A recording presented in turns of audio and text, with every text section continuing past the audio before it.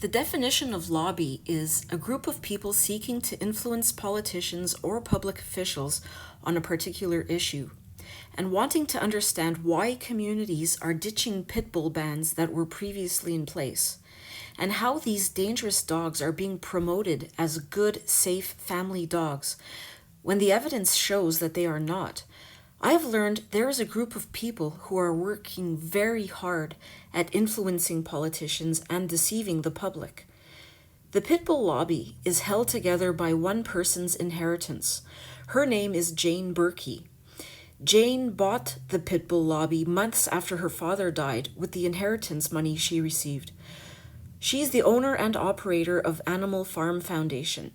Animal Farm Foundation is a, quote, nonprofit dedicated to securing equal treatment and opportunity for pit bull dogs and their owners, end quote. Its motto is equality for pit bulls. This pressure group devotes itself entirely to combating against any regulation targeting pit bulls. The American Farm Foundation's huge operation costs rely strictly on Berkey's money. Jane Berkey and her family are funneling money through this non-profit organization and getting huge tax deductions in the process. She also has a publishing house. Now, when I first learned this, I thought it was crazy, but it appears to be true. Jane had a porn producer boyfriend back in the day who also starred in porn occasionally. Jane did not, but people say she probably helped lure girls into the business. She had ritzy friends and mobby friends. The Gambinos, one of the families that dominate organized crime activities in New York City, are mentioned in this blog, which I will link you to in the description. There are even allegations that her ex-boyfriend was involved in snuff porn. Snuff porn is pornography that ends with at least one person dead. To produce studies, the American Farm Foundation bought a private research body in 2007, which is known as the National Canine Research Council, or the NCRC. The acquisition was kept secret until the victims group Dogs Bite discovered this during litigation. I'm going to put a bunch of links in the description for you to read through. There's a ton of information which I can only touch upon in order to keep this video from going on too long, but you can delve deeper. The NCRC was created by a veterinary technician named Karen Delise, who is now the executive director. Neither an academic researcher nor a veterinarian, she self-proclaims as the, quote, greatest national expert on deaths caused by dog bites, end quote.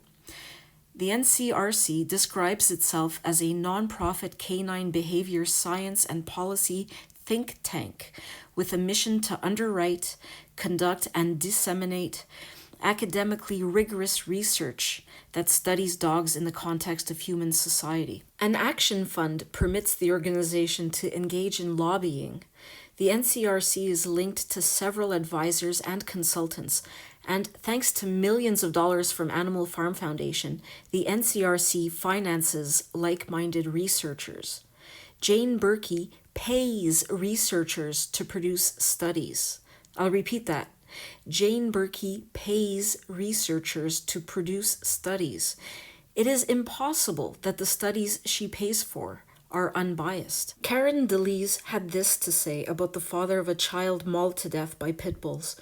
Quote, "He is like a fart in a windstorm. No one hears it or cares." End quote. Nice person, obviously has a big heart, very caring woman. Jeff Boardcart, father of Daxton, a 14-month-old baby torn from the arms of his babysitter, Susan, and killed by two pit bulls familiar to both of them that were hand-raised by the babysitter from puppyhood, writes in his blog that, quote, Karen Delise may as well have been dropping "It's all how you raise them" leaflets from an airplane over Susan's 1-acre fenced-in backyard when she was fighting off her own pit bulls for 15 minutes while they were ripping my son to pieces, end quote. Obviously, this woman has no empathy, and I would describe her as a sociopathic monster. Ledy Van Kavage is a board member for Animal Farm Foundation. She is also the senior legislative attorney at Best Friends Animal Society, which is one of the biggest animal rights organizations in the USA.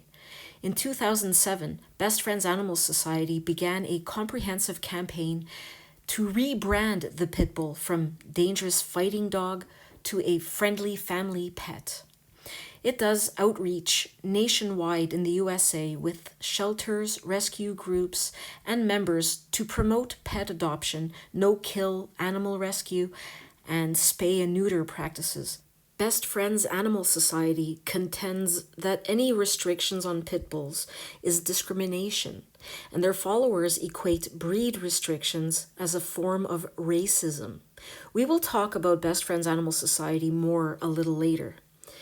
Animals 24/7 published an article that examined an hour-long Canadian documentary called Pit Bulls Unleashed, Should They Be Banned?, produced by the Fifth Estate, the Canadian counterpart of the CBS News series 60 Minutes, back in 2017.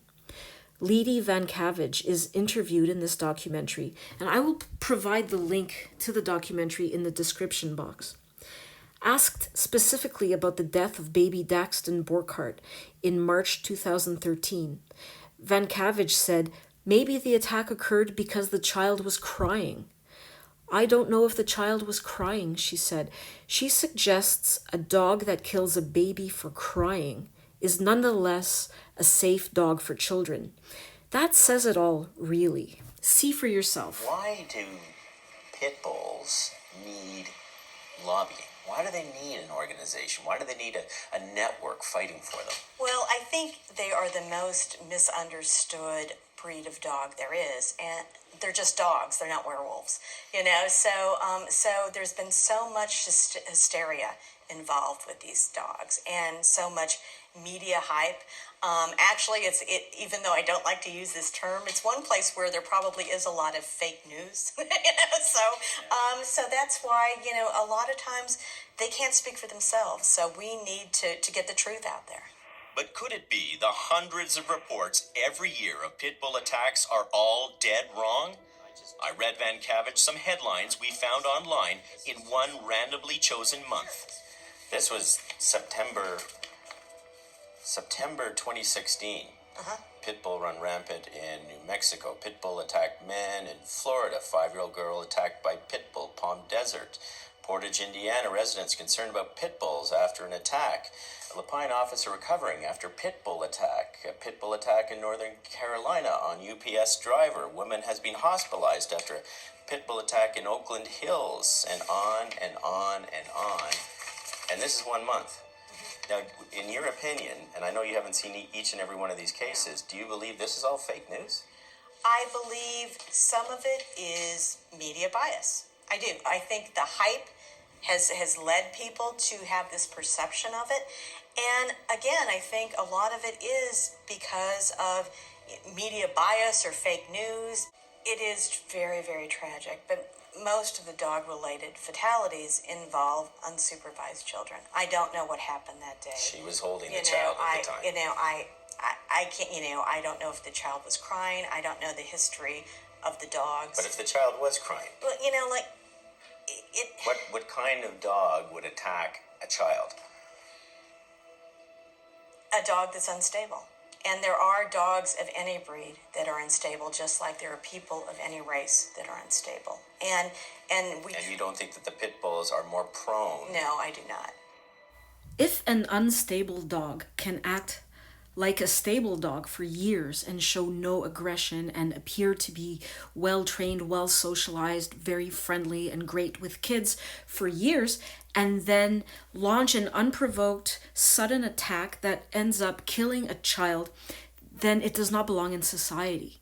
Furthermore, if all dogs can be unstable, then we have to bear in mind that Chihuahuas won't do this, Greyhounds won't do this, Poodles won't do this, and Cocker Spaniels won't do this.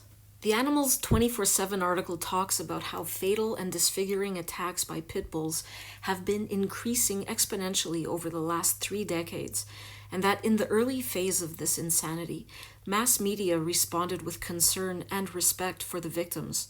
popular columnists like Ann Landers were warning the public against the pit bull proliferation. 20 years of increasingly well-funded and noisy pit bull advocacy, even as the numbers of pit bull-inflicted fatalities and disfigurements exploded, as well as the April 2007 discovery of a dogfighting operation headed by football star Michael Vick, made pushing pit bulls fashionable. The Animals 24/7 article explains how the pit bull lobby has taken over the media and how cultural attitudes towards pit bulls have changed over the years because of their noisy advocacy. People today have grown so used to pit bull violence that they don't even recognize it as abnormal dog behavior. It's truly sickening. Anyway, a very interesting article I encourage you to read. I'll put the link in the description. In conclusion, it states, quote, "The takeaways for the Fifth Estate's mostly Canadian audience are that there is an urgent need for Quebec to pass and enforce the provincial ban on pit bulls now pending in the Quebec National Assembly, for Ontario to begin seriously enforcing the pit bull ban already in effect there since 2006, and for the rest of Canada to stop allowing the entire nation to become the dumping ground for pit bulls who have already flunked out of homes in the US for undisclosed reasons," end quote. A takeaway question for concerned US citizens is why we allow pit bull advocates to export a known threat to public health and safety. National Pit Bull Victim Awareness published information about the pit bull lobby in this excerpt from Pitbull's 5-part series. This is an investigative report on the Montreal pit bull ban and the influence of the pit bull lobby, written by Marie-Claude Malbeuf in August 2017 for La Presse, which is a Montreal newspaper. It references Daxton's father, Jeff, who said, quote, "Without pit bulls to sell, to rescue, to rehabilitate, to care for, and to feed, a lot of people would see their revenues plunge," end quote. So a lot of people have a vested interest in promoting these dogs. The article exposes the gears of the powerful pit bull promotion lobby and explains how a tightly woven network of people are pulling the strings. It breaks the pit bull lobby down into 5 levels. Level 1 is the financing source, which is Animal Farm Foundation, which I already talked about, run by millionaire Jane Berkey. Level 2, it says, are the researchers, and that's National Canine Research Council, or the NCRC, owned and operated by Jane Berkey and directed by Karen Delise. Level 3 is publication. Journal of the American Veterinary Medical Association, or JAVMA, publishes NCRC studies in its journal. On its own website, it proposes sample letters for readers to write, contesting any law aimed at pit bulls. Its site has a link to the American Farm Foundation. Level 4 is the political lobby. Best Friends Animal Society is now one of the biggest animal rights organizations in the USA, with corporate sponsors and partners, as well as Hollywood celebrity endorsements. It is ultra wealthy. They employ lawyers and lobbyists to, quote, "save them all," including very dangerous dogs across the USA and Canada. The biased studies of the American Farm Foundation network allow lobby groups such as Best Friends Animal Society to put pressure on politicians. They often succeed at proposing regulations they favor and overturning those they dislike with their bogus, biased, fake studies. Their motto is "save them all" because they are opposed to all euthanizing of animals. See my video about the insanity of no-kill shelters to understand how the no-kill movement leads to even more animal cruelty. Its senior advocate, Ledy van Kavage, sits on the board of AFF. We talked about that. The website of Best Friends Animal Society indicates that she paid an ex-economist from the tobacco industry named John Dunham to create a fiscal calculation scheme designed to advise governments on the cost of breed banning. His calculations were attacked in the Texas Tribune in 2011 and shown to be grossly over-exaggerated. The following year, a government committee discovered that the real costs incurred in targeting dogs was 65 times lower than those claimed by Dunham. With all its money, the ultra-rich pit bull lobby finances lawyers and harasses elected officials. And according to Angela Provo, whose son was killed by a family pit bull, if it doesn't get what it wants, it threatens to finance the campaign of their political opponents. So they deceive, they lie, they manipulate, and they threaten. I'm linking you to a Dogs Bite article about the backstory of the Montreal pit bull ban, what the vets omitted and cited in their report, and how the pit bull lobby operates. You will see how corrupt, manipulative, and deceitful it is, leaving out key information and presenting false, biased information as, quote, science. It is crazy how legislators are relying on deliberate omissions and studies financed by lobbying groups. I don't know how this is allowed to happen. I mean, the truth about these lobby groups is out there. It's on the internet. It's in the open for everyone to see. So how are they still able to carry out their deceptive practices? I really don't get it. The fifth and final level of the pit bull lobby consists of the distributors, the animal care industry. All the lobby studies are abundantly distributed by animal-based companies like shelters, breeders, trainers, and so on. In Montreal, they are distributed by, amongst others, the SPCA, whose mission is to avoid euthanizing dogs, and whose two most senior executives are themselves owners of pit bulls. On social media, pit bull owners deploy these studies relentlessly and accuse all their opponents of ignorance. Certain more aggressive ones have even threatened the mayor of Quebec City with death. Maybe that's how these lobby groups are able to influence legislators. They threaten them with death. That works. Now, for a long time, I've had a very strong feeling that something very sinister is going on when it comes to pit bulls. And people have left comments on my channel saying they think there's something evil and malicious about how these dogs are being pushed so hard on us, especially here in North America.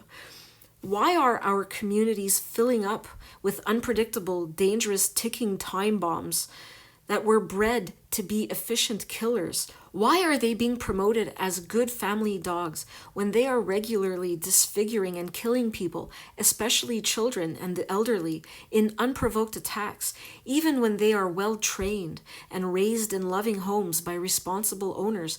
Why the hard sell? These dogs are being aggressively advertised as great dogs and really being pushed on us, despite being responsible for 3/4 of all dog bite fatalities. Why? It doesn't add up. I've talked about a conspiracy before, about how it seems that there's an agenda to kill our children. And when I said this, I said it in a half-hearted way. I mean, how could such a thing be true, right? How? It's impossible. I have viewers who have stated the powers that be are trying to kill us off with pit bulls. And at first, it really seemed like a crazy conspiracy theory to me. I really thought these people were kind of paranoid, maybe a bit crazy. But then I started doing some research, and what I found was truly shocking. I put off making this video for a long time because the information I was collecting seemed too out there to be real. It was really hard to accept. I think it's going to be hard for a lot of you to accept as well. I think it's really hard for us to accept that we are being deceived and lied to every day by commercials, lied to by authority figures, corporations, and the government. And to realize that those in power, who are supposed to be looking out for us, are actually not looking out for us at all, fills us with a profound sense of being unsafe, which is something most people want to avoid. We want to trust our leaders. We need to. If we don't, we can feel panicky and deeply upset and unsafe. It's easier to deny facts than to admit those in power don't care about us and even wish to harm us. Like, What I'm about to share with you is difficult to digest, but I think it will force you to consider the possibility that my viewers might be right and that there could very well be a dark and sinister agenda when it comes to pit bull type dogs. I mentioned Best Friends Animal Society, which is one of the biggest animal rights organizations in the USA that promotes pit bulls. This popular animal rights society has a very strange and dark past. I'm linking you to an article that describes its origins as a pseudo-satanic cult. At first, this seemed too wacky and out there, and I didn't believe what I was reading, but you can find this information in many different places on the internet. And there are actually many books written by former cult members that corroborate what I'm about to tell you. I will provide a lot of links in the description so you can read these books for yourself. It really appears to be true. The Best Friends Animal Society cult originated in the 1960s and has changed its name a number of times. It's been known as the Process, Church of the Final Judgment, the 4P Movement, the Foundation Church of the Millennium, the Foundation Faith of God, and finally, Best Friends Animal Sanctuary. Its founders were the British couple Marianne McLean and Robert de Grimston Moore, and it spread across parts of the United Kingdom and United States during the latter 1960s and 70s. Marianne was reputed to believe she was Joseph Goebbels reincarnate, the Nazi minister of propaganda. How fitting, right? The Process Church is named after, quote, processing, which is what Scientology auditors do to people as they basically turn them into mind-controlled slaves. Its members initially lived in a commune in London before moving to Mexico. They later established a base of operations in the United States.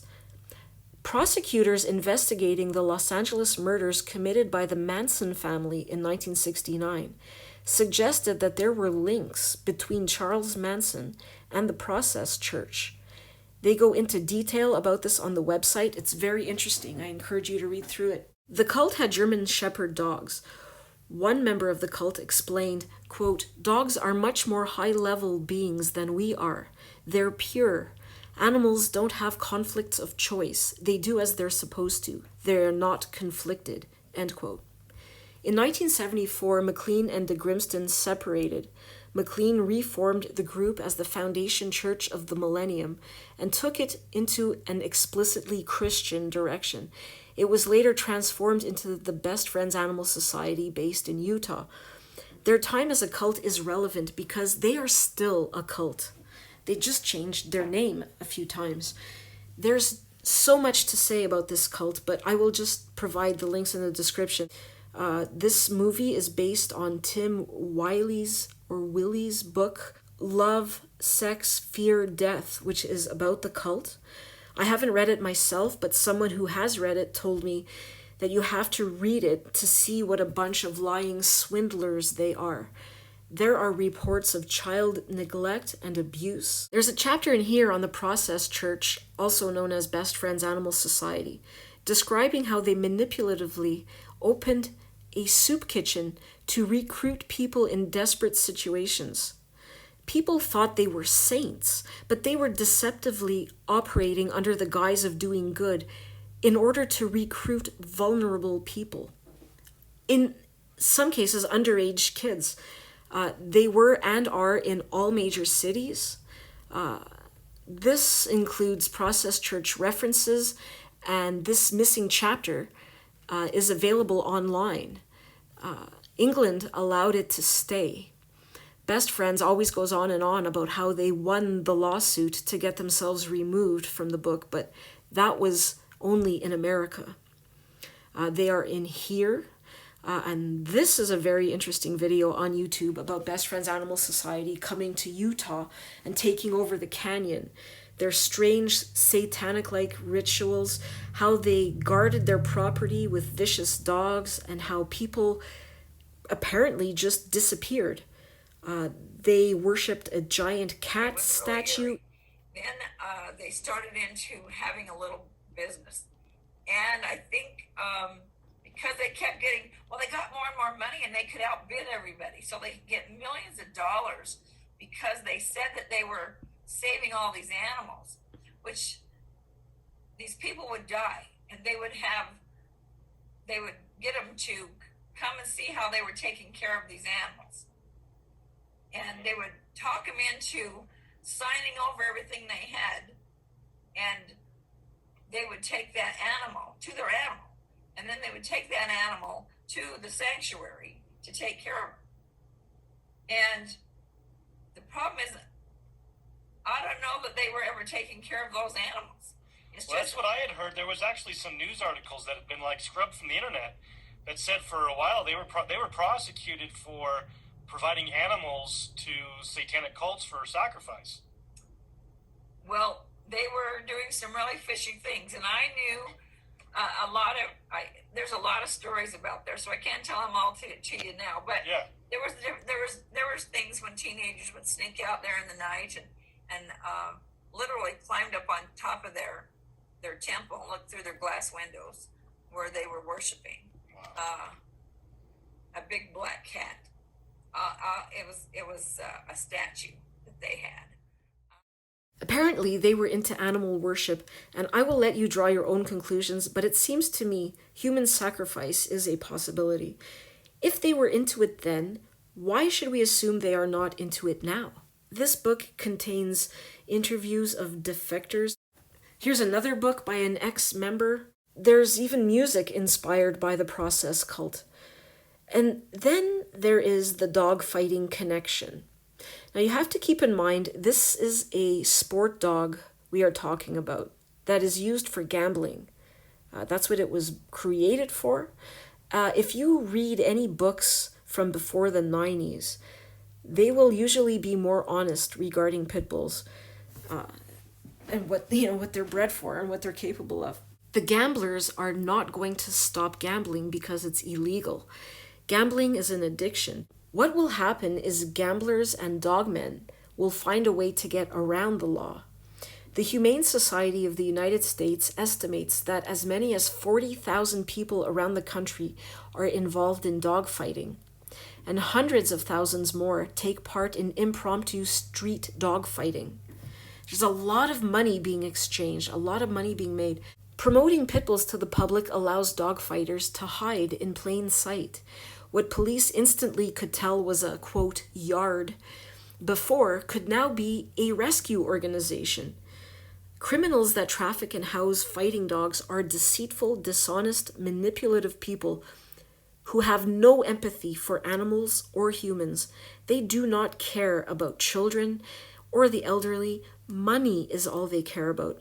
And it seems likely that they have ties with those involved in pit bull advocacy, such as Tia Torres, who is the founder and proprietor of Villa Lobos Rescue Center, the largest pit bull facility in the United States. She's also the star of the hugely popular Animal Planet show Pit Bulls and Parolees, which has been on the air since 2009. Tia Torres married a guy named AJ, who is an ex-convict. He did 14 years in prison for attempted murder. AJ is a member of the Aryan Brotherhood. The FBI lists dogfighting amongst the crimes the Aryan Brotherhood are known for. Tia surrounds herself with criminals, tax cheats, and bad, dangerous people. I'll share a link in the description to an article that talks about how she wanted to open a shelter in a community and bullied residents with no regard at all for their safety, nor any concern for the environment. In the comments, someone wrote, quote, Tia Torres hangs out with game dog pit bull breeders and people connected to dogfighting. The dogfighters say she represents their interests when she promotes pit bulls and opposes laws. These are criminals. They have criminal records. They enjoy killing people with their dogs. These are bad, dangerous people. And now they are terrorists, organizing terroristic activities against law-abiding citizens. End quote. Tia Torres also spoke of opening a brothel, which is a house where men can visit prostitutes, to help fund her pit bull rescue. I will link you to that story as well. There is a lot more I could say about the Pitbull lobby, but I'm going to wrap it up here, and I look forward to the discussion in the comments. The Pitbull lobby is very real, and it needs to be exposed. We must all work hard at exposing this evil, child-sacrificing operation, because our children deserve better. All humans deserve better. We need to work together to raise awareness and expose the truth about these very sick individuals who are endangering society by influencing our lawmakers, as well as shaping public perception of pit bulls. Future generations will look back on the Pitbull lobby with horror. The cult will lose power. Their time is running out as awareness grows. The future will be free of their sinister methods of mind control. The future will be free of Pitbull type dogs. The future is dog free. So thanks for watching, and please share this video, and I will see you in the next one.